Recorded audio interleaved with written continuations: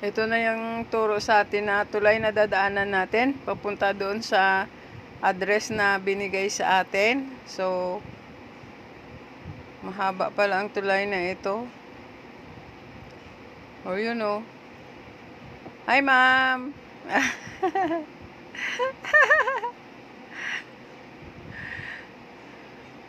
Ayan!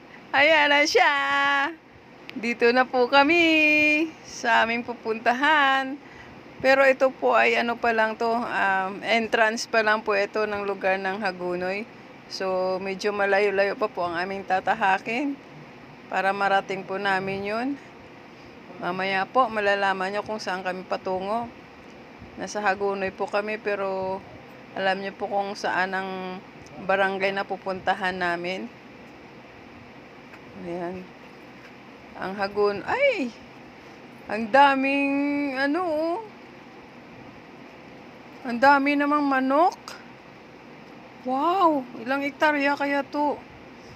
Manok pang sabong. Sino kaya may-ari nito? Sana all.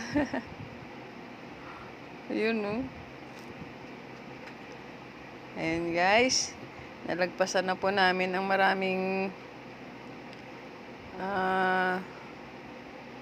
manok. Yung nag-aalaga po ng manok ng pangsabong. So, saan naman kaya to? Anong address kaya to?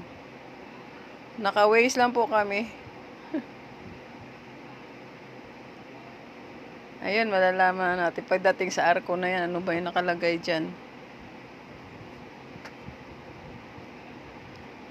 Welcome to... So, tulay naman to. Ito may tulay na naman.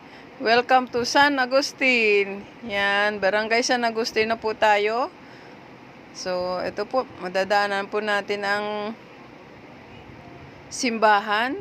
Ayan, ma'am. Nakikita mo yan, ma'am? Ayan, oo. Yan ang simbahan. Nakarating na ako dito, pero mga 18 years na ako hindi nakapunta dito. So, medyo nakalimutan ko na kasi marami na pong commercial establishment na nagsitayuan dito. Ang lalaking mga building. Kaya nakalimutan ko na ito, ma'am, eh. Ayan na po siya. Nandito na po kami sa lugar kung saan dito kami dinala ng aming swerte. Hindi naman de. So, nandito na po kami sa Santa Cruz, Hagunoy. Itong Hagunoy na to ay popular po sila sa mga seafoods. So, ito po yung palaisdaan. Yan po, palaisdaan. Ang lawak-lawak ng palaisdaan na to eh. Ang sabi nga sa akin doon, ng isang babae, yun daw sa malayo-layo na yan, na makikita pa rin natin, pero ang sabi daw, Pampanga na daw po yun. So, parang, ang lawak pala ng, dito. Dagat ba to? Dagat nga. Dagat daw po. Ayan, oh, sila ni ma'am, oh. Pasyal-pasyal na naman. Hello. Ang lawak nga po.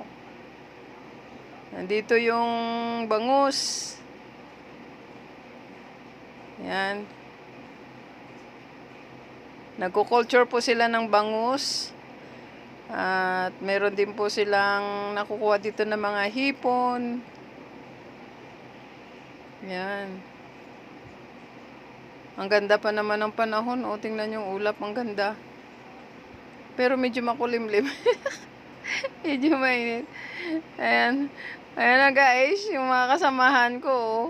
Nag-i-enjoy. Nakikita daw nila yung yung bangus lumalangoy sa tubig.